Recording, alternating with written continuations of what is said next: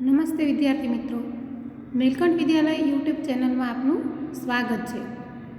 યા દેવી સર્વભૂતેષુ વિદ્યારૂપેણ સંસ્થિતા નમસ્તસ્યૈ નમસ્તસ્યૈ નમસ્તસ્યૈ નમો નમઃ. આજે આપણે આ વિડીયોમાં ધોરણ 9 વિષય ગુજરાતી વ્યાકરણ એકમ 5 વાક્યના પ્રકાર.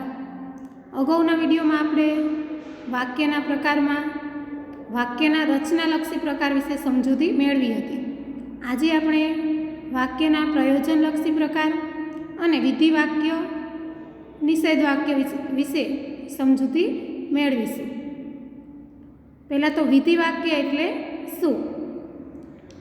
કે વિધિ વાક્યમાં હકારનો અર્થ રહેલો હોય, કે જે વાક્યમાં હકારનો અર્થ રહેલો હોય તેને વિધિ વાક્ય કહે છે. કે જે વાક્યમાં હકારનો અર્થ રહેલો હોય તેને વિધિ વાક્ય કહેવાય. હકાર એટલે હાનો અર્થ. કે આપણે ઘણી વખત વાતચીત કરતા હોય ત્યારે વાતચીતમાં હા ના થતી હોય છે. કોક આપણને કંઈક પૂછે તો આપણે હા કે ના માં પણ જવાબ આપતા હોઈએ છીએ. કે તમને કોઈ પૂછે કે તમે હોમવર્ક કર્યું, તો તમે એમ પણ કહેતા હોય કે ના આજે મેં હોમવર્ક કર્યું નથી, તો એમાં નકારનો અર્થ રહેલો છે. હા આજે હું બહાર ગામ જવાનો છું, તો એમાં હકારનો અર્થ રહેલો છે. એટલે વાતચીત દરમિયાન આપણે હા અને ના કરતા હોઈએ છીએ. તો જેમાં હાનો અર્થ રહેલો હોય એટલે કે હકારનો અર્થ રહેલો હોય, હકાર એટલે હ વર્ણ, કાર શબ્દનો અર્થ થાય વર્ણ કે અક્ષર. હ વર્ણ કે હ અક્ષર, એટલે કે જે વાક્યમાં હકારનો અર્થ રહેલો હોય તેને વિધિ વાક્ય કહે છે. એટલે કે હાનો અર્થ રહેલો હોય તેને વિધિ વાક્ય કહે છે. કે ઉદાહરણ આપણે જોઈએ તો દેવદૂતોએ ફોસલાવીને છૂટો પાડ્યો. મેં તો અમેરિકામાં ત્યાંના ખેલાડીને મોઢામોઢ સંભળાવ્યો. મેં એ બોરડી જાતે ઉછેરી હતી. તો આ બધા વાક્ય છે તેમાં હકારનો અર્થ રહેલો છે, તો તે વિધિ વાક્ય બને છે. હવે તેના પછી છે નિષેધ વાક્ય. તો નિષેધ વાક્ય કોને કહેવાય? તો કે જે વાક્યમાં નકારનો અર્થ રહેલો હોય, નકાર એટલે ન વર્ણ, નકારનો અર્થ રહેલો હોય તેને નિષેધ વાક્ય કહે છે. એટલે કે નાનો અર્થ રહેલો, કોઈ પણ ક્રિયા બાબતે નાનો અર્થ રહેલો હોય, કોઈ પણ વાતચીત થતી હોય તેમાં ના દર્શાવવામાં આવેલી હોય તો તેમાં નકારનો અર્થ કહેવાય. અને જે વાક્ય નકારનો અર્થ દર્શાવે તેને નિષેધ વાક્ય કહેવાય. કે ઈ ભેદભાવ સ્વર્ગમાં ન હોય બાપા, એક કાળિયું હજુ એ પાછું ફર્યું નહોતું. તો બંનેમાં નકારનો અર્થ છે. અમે આજે આવવાના નથી, તો એમાં પણ નકારનો અર્થ છે, તો તે નિષેધ વાક્ય બને છે. તો આ રીતે આપણે વાતચીત દરમિયાન વિધિ વાક્ય, નિષેધ વાક્યનો ઉપયોગ કરતા હોઈએ છીએ. તો ક્યારેક આપણે વિધિ વાક્યનું નિષેધમાં રૂપાંતર કરીને પણ વાતચીત કરીએ છીએ, કે નિષેધ વાક્યનું વિધિ વાક્યમાં રૂપાંતર કરીને વાતચીત કરતા હોઈએ છીએ. તો શા માટે? તે વાક્ય રૂપાંતર વિશે આપણે સમજીએ કે આવું વાક્ય રૂપાંતર આપણે શા માટે કરતા હોઈએ છીએ. તો એના મુખ્ય 2 પ્રયોજન છે. કે ક્યારેક આપણે વાતચીત દરમિયાન વિધિ વાક્ય અને નિષેધ વાક્યમાં ફેરવતા હોઈએ છીએ.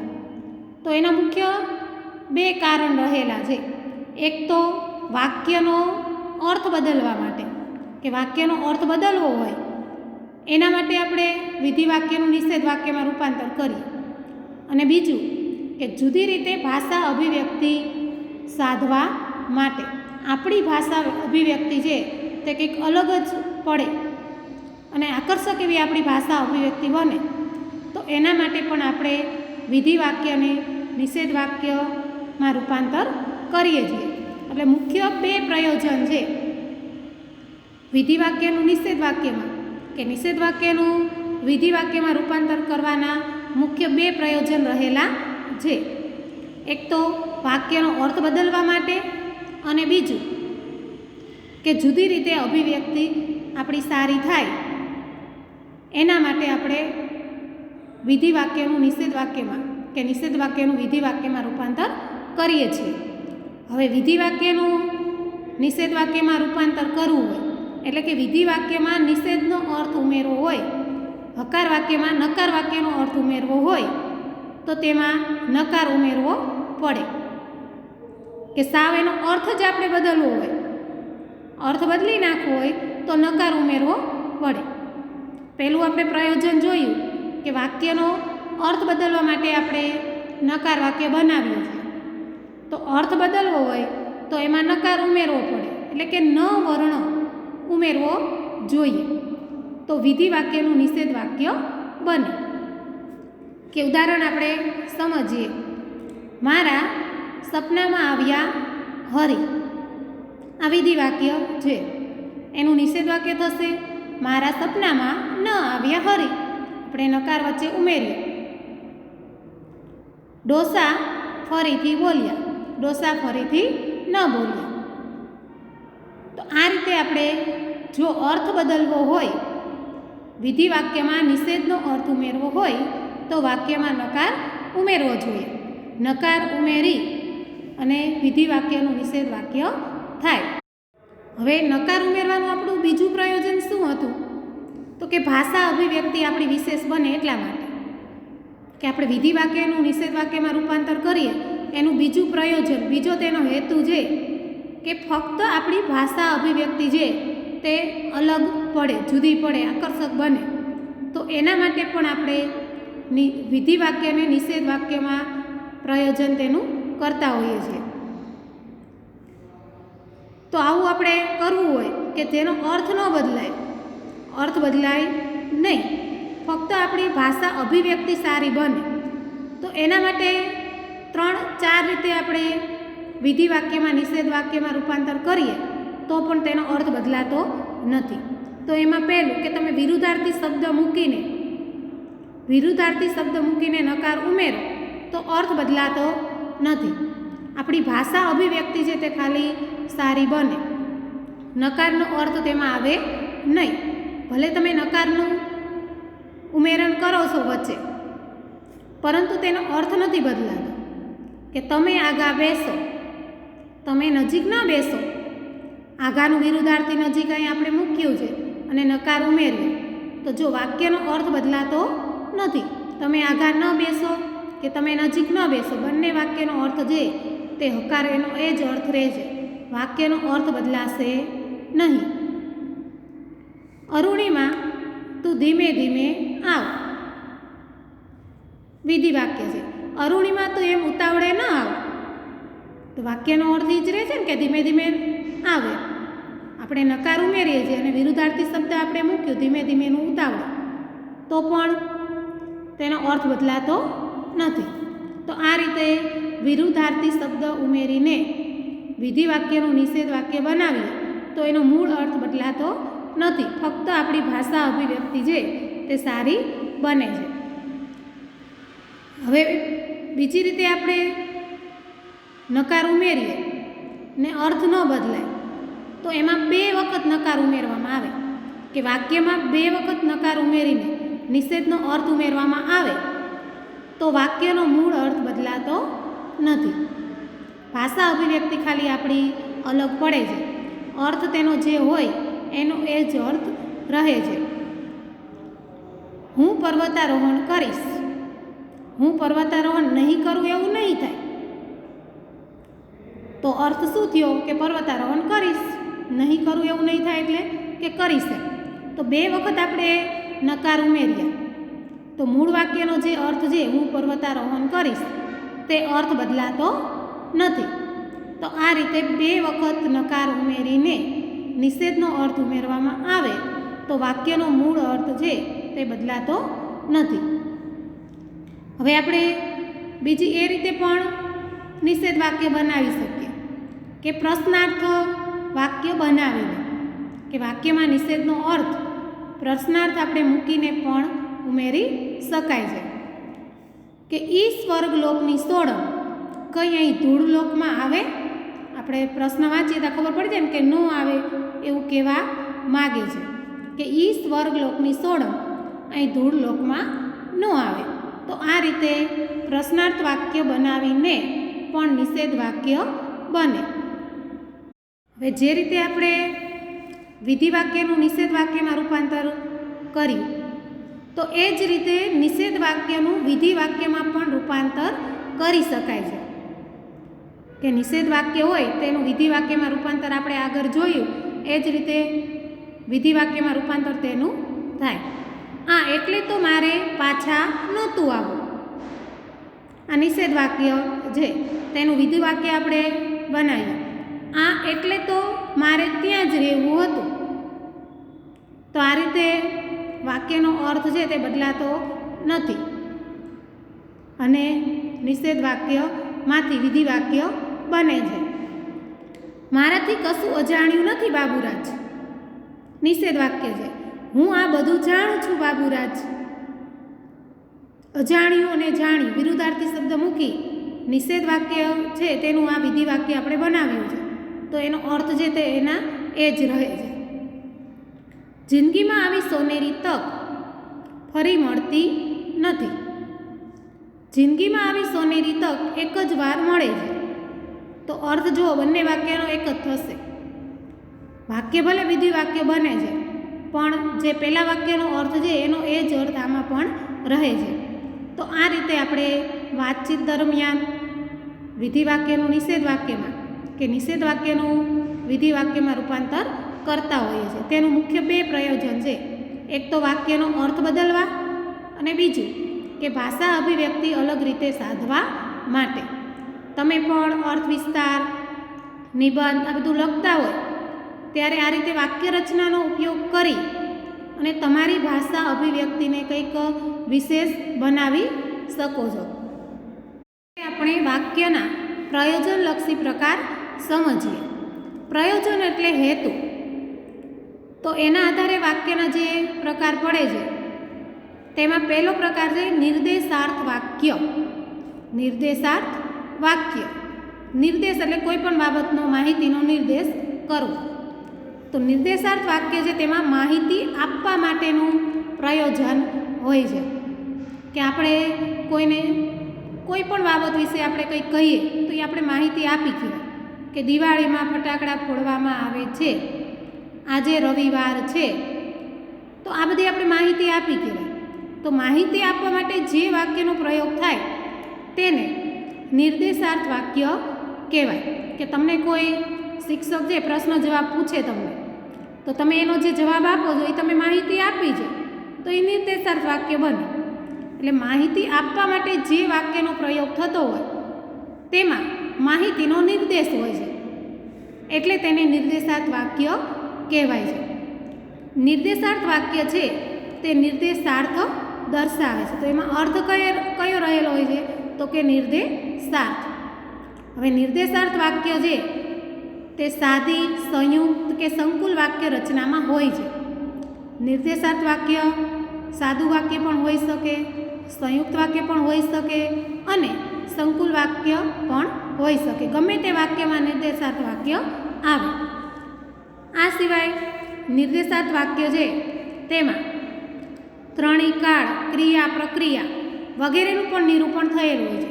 કોઈ પણ કાળમાં પણ વાક્ય હોઈ શકે, વાક્ય ક્રિયા પણ દર્શાવતું હોય અથવા પ્રક્રિયા પણ દર્શાવતું હોય છે, કે ફક્ત તેમાં માહિતી આપવામાં આવેલી હોય છે. એટલે જ્યારે માહિતી આપવા માટે વાક્યનો પ્રયોગ થાય છે તેને નિર્દેશાર્થ વાક્ય કહે છે. કે નિર્દેશાર્થ વાક્ય છે એ સૌથી વધારે પ્રયોજાતો વાક્ય પ્રકાર છે. કે સૌથી જો વધારે વાક્યનો ઉપયોગ થતો હોય તો નિર્દેશાર્થ વાક્ય. કે આપણે વાતચીત દરમિયાન કે અમથા કોઈને કંઈક ને કંઈક વિશે આપણે માહિતી આપતા હોઈએ છીએ, તો એ નિર્દેશાર્થ વાક્ય બને છે. ઉદાહરણ સમજીએ. હોળીના તહેવાર સંબંધી અનેક લોકવાયકાઓ છે. આમાં માહિતી આપેલી છે. અનેક પડકારો સામે ઝઝૂમતી અરુણિમા હિલેરી સ્ટેપ પહોંચી. તો આ પણ અરુણિમા કઈ રીતે પહોંચી તેની માહિતી આપવામાં આવેલી છે. હરિલાલ અને ચંદુ બંનેના સંવાદ આપેલા છે પાઠ 16. મારું બેટું આ તો ભારે અઘરું કહેવાય, પણ આપણે કરવાનું નહીં. તો આમાં પણ એના વિશે માહિતી જે પાઠમાં આવે છે એમાં માહિતી આપવામાં આવેલી છે. કાગળ ઉપર કરામત કરે ને છાપા ચોંટાડે ભીતે. તો આમાં પણ કાવ્ય છે તેની પંક્તિ છે કે જે જાજુ ભણેલા લોકો હોય એ ફક્ત કંઈક ને કંઈક આ કાગળ ઉપર લખીને અને બધું કંઈક ને કંઈક લખતા હોય છે અને એ પ્રમાણે તે કાર્ય કરે છે, બીજું કોઈ મહેનતનું કામ કરતા નથી. તો એના વિશે માહિતી આપેલી છે. તો આ રીતે જ્યારે માહિતી આપવાનું પ્રયોજન હોય ત્યારે નિર્દેશાર્થ વાક્ય બને. એટલે કોઈને માહિતી આપવાની હોય ત્યારે નિર્દેશાર્થ વાક્ય બને છે. બીજો વાક્ય પ્રકાર છે પ્રયોજનલક્ષીમાં પ્રશ્નાર્થ વાક્ય. નિર્દેશાર્થ વાક્યમાં આપણે સમજ્યા કે તેમાં માહિતી આપવાનું પ્રયોજન હોય છે. પ્રશ્નાર્થ વાક્ય છે તેમાં માહિતી મેળવવાનું પ્રયોજન રહેલું હોય છે. કે તમને કોઈ શિક્ષક છે તે પ્રશ્ન પૂછે છે તો એમનું પ્રયોજન શું છે કે તમારી પાસેથી માહિતી મેળવવી છે કે તમને કેટલું આવડે છે, એના વિશેની માહિતી તેમને મેળવવી છે, એટલે એ તમને પ્રશ્ન પૂછે છે. તો માહિતી મેળવવાનું જ્યારે પ્રયોજન હોય ત્યારે પ્રશ્નાર્થ વાક્ય બને. કે કોઈ તમને પૂછે કે તમે કેટલા વાગે આવશો, તો એમને માહિતી મેળવી છે કે તમે ક્યારે આવવાના છો. તો એ માહિતી મેળવવા માટે જે વાક્ય વપરાય છે, જે વાક્ય પ્રયોજન થાય છે તેને પ્રશ્નાર્થ વાક્ય કહેવાય છે. હવે માહિતી મેળવવા માટે જ્યારે પ્રશ્નાર્થ વાક્ય બને તો તેમાં પ્રશ્નવાચક સર્વનામનો ઉપયોગ થાય છે. કે જે પ્રશ્ન બનાવે છે તેને પ્રશ્નવાચક સર્વનામ કહેવાય. પ્રશ્નવાચક સર્વનામ સિવાય પણ એવા ઘણા બધા શબ્દ છે કે જેના દ્વારા પ્રશ્ન વાક્ય બનતી હોય છે. કર્તાવાચક, તો એમાં કોણ સર્વનામનો ઉપયોગ થાય. તમે કોણ છો. પછી કર્મવાચક, શું, કોને, કઈ. તમે શું લખો છો. દાદા કોને વાર્તા કહે છે. તો એમાં કર્મ કે વાક્યમાં કર્મ કયું છે તેની માહિતી મેળવવા માટે જો પ્રશ્ન પૂછવામાં આવતો હોય તો શું, કોને અને કઈ. સ્થળવાચકમાં ક્યાં, તમે ક્યાં રહો છો. તો એમાં માહિતી મેળવવી છે સ્થળને. સમયવાચકમાં ક્યારે, તમે ક્યારે આવવાના છો, તમે ક્યારે જશો.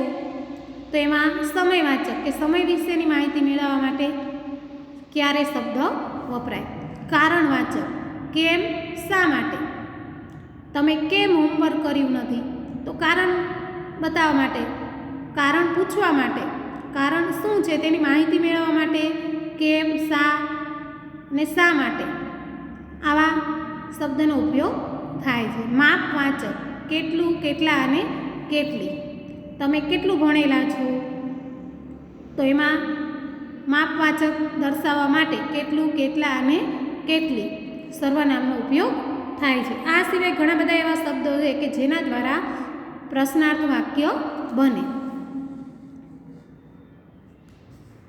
ઉદાહરણ, દવાખાનામાં ઘડીએ ઘડીએ કોણ ઓઢાડશે. કર્તા આમાં દર્શાવે છે કે કોણ ઓઢાડશે તે પૂછવા માટે. એ લોકો કેવા ગાયન ગાય. સ્વર્ગ કેવું હોય છે બાબુ. અરે તું પટકાણો ક્યાંથી. ઉદયપુરની બસ કેટલા વાગ્યે જશે. તો આ બધા પ્રશ્નાર્થ વાક્ય છે. પ્રશ્નાર્થ વાક્યમાં છેલ્લે છે તે પ્રશ્નાર્થ ઉમેરવું ફરજિયાત છે. બરાબર. પ્રશ્નાર્થ વાક્ય છે તેમાં માહિતી મેળવવાનું પ્રયોજન હોય છે. નિર્દેશાર્થ વાક્યમાં માહિતી આપવાનું પ્રયોજન રહેલું હોય છે. તેના પછી વાક્ય પ્રકાર છે આજ્ઞાર્થ વાક્ય. કે આજ્ઞાર્થ વાક્ય છે તે ક્યારે બને. એના નામ પ્રમાણે તમને ખબર પડી જાય કે જેમાં આજ્ઞા આપવામાં આવેલી હોય, ક્રિયા કરવા માટેની આજ્ઞા આપેલી હોય તો ત્યારે આજ્ઞાર્થ વાક્ય બને. કે જે વાક્યમાં કોઈ પણ કામ માટે સીધી પ્રેરણા આપવામાં આવે. પ્રેરણા આપી એટલે તમે આમ કરો એ રીતનું કહેવામાં આવે, પણ સીધે કહી દીધું હોય તો એને આજ્ઞા આપી પણ કહેવાય. એટલે કે આજ્ઞા આપવામાં આવેલી હોય તેને આજ્ઞાર્થ વાક્ય કહે છે.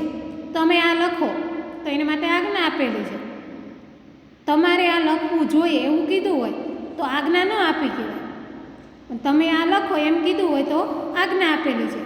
તમે અહીં બેસો તો એમાં પણ આજ્ઞા આપેલી છે, પણ એની જગ્યાએ એમ કે તમારે અહીં બેસવું જોઈએ તો એમાં આજ્ઞા આપેલી નથી. એટલે વાક્યનો અર્થ છે તે આપણે વ્યવસ્થિત સમજવાનો કે કોઈ પણ કાર્ય કરવા માટેની, કોઈ પણ કામ કરવા માટેની સીધી જ આજ્ઞા આપેલી હોય, સીધી જ પ્રેરણા આપેલી હોય ત્યારે આજ્ઞાર્થ વાક્ય રચના બને. આજ્ઞાર્થ વાક્ય રચના છે તેમાં પ્રથમ પુરુષ અને બીજો પુરુષ બે જ આવી શકે. પ્રથમ પુરુષ એટલે બોલનાર વ્યક્તિ છે તે પોતે, આજ્ઞા આપનાર વ્યક્તિ પોતે, અને બીજો પુરુષ એટલે જેને કહે છે, જેને આજ્ઞા આપે છે તે, એમાં અન્ય પુરુષ આવે નહીં. એટલે પ્રથમ પુરુષ અને બીજો પુરુષ બે જ તેમાં આવી શકે. કે ઉદાહરણ સમજીએ. ચંદુ જરા પંખો લાવતો. એમાં ચંદુને પંખો લાવવા માટેની આજ્ઞા આપેલી છે એટલે આ બધો ડામચિયો બહાર કાઢો. હવે શાંતિ રાખો તો આ બધામાં આજ્ઞા આપેલી છે તો ત્યારે આજ્ઞાર્થ વાક્ય રચના બને છે. અને બીજી એક બાબત આપણે હંમેશા ધ્યાનમાં રાખવાની કે આજ્ઞાર્થ વાક્ય છે તેમાં કોઈ વડીલ આજ્ઞા છે તે આપી શકે. કોઈ ઉપરી અધિકારી હોય તો એની નીચે કાર્ય કરતા વ્યક્તિને આજ્ઞા આપી શકે. કોઈ પિતા છે તો એના સંતાનને આજ્ઞા આપી શકે, પણ કોઈ પુત્ર છે તો એના પિતાને આજ્ઞા ન આપે. તો આ બાબત આપણે ધ્યાનમાં રાખવી તો પણ ખબર પડે આજ્ઞાર્થ વાક્ય ક્યારે બને. તેના પછી પ્રકાર છે વિધ્યર્થ વાક્ય. વિધ્યર્થ વાક્ય છે તેમાં પણ ક્રિયા કરવા માટેનું કહેવામાં આવે છે પણ તેમાં આજ્ઞા હોતી નથી. કે જે વાક્યમાં કોઈ પણ કામ માટે સૂચન, વિનંતી, સલાહ કે આગ્રહ જેવી આડકતરી પ્રેરણા આપવામાં આવેલી હોય, તો કે સીધે સીધું કહેવામાં ન આવેલું હોય કે તમે આ કાર્ય કરો, પણ આડકતરી રીતે કીધેલું હોય, સૂચન રૂપે કીધેલું હોય, વિનંતી તરીકે, સલાહ તરીકે કે આગ્રહ તરીકે કોઈ પણ કાર્ય કરવાનું કહેવામાં આવે ત્યારે વિધ્યર્થ વાક્ય બને છે. કે તું ભણે તો સારું, તું ભણે તો સારું, આમાં સૂચન કરેલું છે. સારું પરિણામ મેળવવા તારે ટીવી જોવાનું બંધ કરવું જોઈએ, તો એમાં સલાહ આપેલી છે કે જો પરિણામ સારું લાવવું હોય તો તારે ટીવી જોવાનું બંધ કરવું જોઈએ, તો એક જાતની સલાહ આપેલી છે. આ રજા મંજૂર કરી આપો તો મહેરબાની, વિનંતી કરેલી છે કે કોઈ નોકરી કરનાર વ્યક્તિ છે એના ઉપરી અધિકારીને કહે કે આ રજા મંજૂર કરી આપો તો મહેરબાની, તો ત્યાં વિનંતી કરેલી છે. ત્યાં પોતે એને ત્યાં આજ્ઞા ન આપી શકે, ત્યાં વિનંતી રૂપે તે વાત રજૂ કરી શકે. આટલું તો તમારે લેવું જ પડશે, તો એમાં આગ્રહ કરેલો છે, સીધે સીધું આજ્ઞા આપેલી નથી.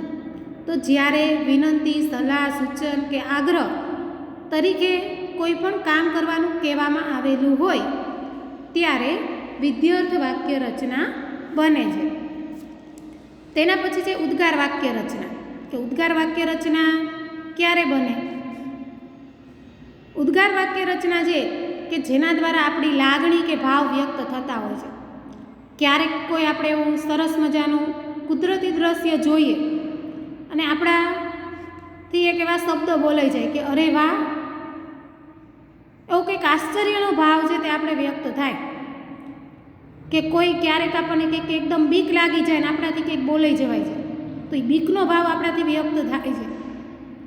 ક્યારેક કોઈ એવું આપણે અંધારું જોઈએ અને આપણાથી કંઈક અચાનક બોલાઈ જાય, તો આપણા જે મનના ભાવ કે આપણી લાગણી છે તે જેના દ્વારા વ્યક્ત થાય છે એવા જે વાક્ય છે તેને ઉદ્ગાર વાક્ય કહેવાય. ઉદ્ગાર વાક્ય છે તે અમુક વખત ઉદ્ગારવાચકો શબ્દ છે તેના દ્વારા વ્યક્ત થાય છે. તો ક્યારેક આપણે એ રીતે બોલીએ લય સાથે, તો એનાથી પણ ઉદ્ગાર આપણો વ્યક્ત થતો હોય છે. ઉદ્ગારમાં આપણે લાગણી કે આપણા અંદર જે ભાવ રહેલો છે તે વ્યક્ત કરીએ છીએ તેને ઉદ્ગાર કહીએ છીએ. એટલે જે વાક્ય દ્વારા આપણી લાગણી કે આપણો ભાવ વ્યક્ત થાય તેને ઉદ્ગાર વાક્ય કહેવાય. કે વાક્યમાં હે, અરે, વાહ, અહો, અરે રે વગેરે જેવા ઉદ્ગારવાચકો પ્રયોજાય છે ત્યારે ઉદ્ગાર વાક્ય બને છે. તેને ઉદ્ગાર વાક્ય કહે છે. કે વાહ વાહ, શું મીઠાશ અને હલક, આહા હરિકાકા આપનું તો મગજ કામ ન કરે. બંને વાક્ય છે તે 16મા પાઠના વાક્ય છે. તો એના દ્વારા જે તે ઉદ્ગારનો ભાવ વ્યક્ત થયેલો છે. આ સિવાય આપણે ક્યારેક આપણી રોજિંદી ભાષામાં કે આપણે અમુક વખત એવી વાતચીત કરતા હોય ત્યારે આવા ઉદ્ગાર વાચકો સિવાય પણ આપણે લયથી ઉદ્ગાર વ્યક્ત કરતા હોઈએ છીએ. એ રીતે વાક્ય બોલીએ કે તેમાં ઉદ્ગાર વાચકો આવે નહીં, પણ આપણા મનના ભાવ કે લાગણી વ્યક્ત થતી હોય છે ત્યારે પણ ઉદ્ગાર વાક્ય બને છે. મને તો કંઈ એવો હરખ થાય. બીજું વાક્ય છે ભાત ભાતના ઝાડ વેલા ફૂલ. તો આ બંને વાક્ય છે તેમાં ઉદ્ગાર વાચકોનો ઉપયોગ નથી થયેલો, પણ એક જાતની એવી જે મનની લાગણી કે ભાવ છે તે વ્યક્ત થયેલા છે. તો ક્યારેક પ્રશ્નાર્થ વાક્ય દ્વારા પણ ઉદ્ગાર વ્યક્ત થતો હોય છે. એલા બાબુડા તું શી વાત કરેશ. તો એક જાતનું આપણે આશ્ચર્યનો ભાવ તેમાં વ્યક્ત થયેલો છે, પણ પ્રશ્નાર્થ વાક્ય દ્વારા. એમાં પણ ઉદ્ગારવાચક શબ્દનો ઉપયોગ થયેલો નથી. તો આ રીતે ઉદ્ગાર વાક્ય છે તેમાં આપણી મનની કોઈ લાગણી કે ભાવ વ્યક્ત થતા હોય છે. અમુક વખત ઉદ્ગાર વાચકોનો ઉપયોગ કરીને થાય છે, તો અમુક વખત એમને લય સાથે કે પ્રશ્નાર્થ વાક્ય દ્વારા પણ ઉદ્ગાર વાક્ય બને છે. આપણે અત્યાર સુધી જે પ્રકાર સમજ્યા પ્રયોજનલક્ષી પ્રકાર, તેમાં નિર્દેશાર્થ વાક્ય, પ્રશ્નાર્થ વાક્ય, આજ્ઞાર્થ વાક્ય, વિધ્યર્થ વાક્ય અને ઉદ્ગાર વાક્ય. એનો એક તમને ટૂંકમાં સમજૂતી આ કોષ્ટકમાં આપેલી છે. કે પ્રયોજન માહિતી આપવી કે લેવાનું પ્રયોજન, કાર્ય કરવા માટે સીધી પ્રેરણા આપવી કે આડકતરી રીતે કહેવું, અને ભાવ અભિવ્યક્તિ. તો એના આધારે પ્રયોજનલક્ષીના પ્રકાર પડે છે. કે માહિતી આપવી કે લેવી એના માટે નિર્દેશાર્થ અને પ્રશ્નાર્થ વાક્ય, માહિતી આપવા માટે નિર્દેશાર્થ વાક્ય, અને માહિતી લેવી હોય, માહિતી મેળવવી હોય તો તેના માટે પ્રશ્નાર્થ વાક્ય. કોઈ પણ કાર્ય કરવા માટેની સીધી પ્રેરણા આપવામાં આવે ત્યારે આજ્ઞાર્થ વાક્ય. કોઈ પણ કાર્ય કરવાની આડકતરી રીતે એટલે કે સૂચન, વિનંતી કે સલાહ આપવામાં આવેલી હોય ત્યારે વિધ્યર્થ વાક્ય. આપણા મનના જે ભાવ અભિવ્યક્ત થાય ત્યારે બને ઉદ્ગાર વાક્ય. તમને એક ઉદાહરણ પણ અહીંયા આપેલું છે કે નિર્દેશાર્થ વાક્ય જે માહિતી આપવા માટે વપરાય છે. લીના વાંચે છે, તો માહિતી આપેલી છે કે લીના વાંચે છે. એની જગ્યાએ એમ કીધું હોત કે લીના શું કરે છે, તો કયું વાક્ય બને? પ્રશ્નાર્થ વાક્ય. મહેશે શું કહ્યું? તો પ્રશ્નાર્થ વાક્ય છે. મગન પાણી લાવ, આજ્ઞાર્થ વાક્ય બને છે કે મગનને પાણી લેવા માટે જવાની આજ્ઞા આપેલી છે. વિધ્યર્થ વાક્ય. તમારે સમયસર દવા લઈ લેવી પડશે. તો આમાં જો વિધ્યર્થ વાક્ય છે કે સીધું નથી કીધેલું, આડકતરી રીતે કીધું છે કે તમારે સમયસર દવા લઈ લેવી પડશે. પછી ભાવ અભિવ્યક્તિ માટે ઉદ્ગાર વાક્ય. હે ગીતા નાપાસ થઈ? તો આપણા મનમાં જે ક્યારેક એકદમ આપણે કોઈ એવી વાત સાંભળીએ તો આપણાથી બોલાઈ જવાય એમ કે હે ગીતા નાપાસ થઈ? તો એ આપણા મનની ભાવ અભિવ્યક્તિ થઈ છે કે તેના માટે ઉદ્ગાર વાક્ય વપરાય છે. એટલે આ બધા જ વાક્યનો પ્રયોગ છે તે આપણી વાતચીત દરમિયાન કરતા હોઈએ છીએ. એટલે આજે આપણે વિડીયોમાં પ્રયોજનલક્ષી પ્રકાર તેમજ વિધિ વાક્ય અને નિષેધ વાક્ય વિશેનો અભ્યાસ મેળવ્યો. અહીં આપણે વાક્ય પ્રકાર જે વ્યાકરણ એકમ 5માં આવે છે તેનો અભ્યાસ પૂર્ણ થાય છે.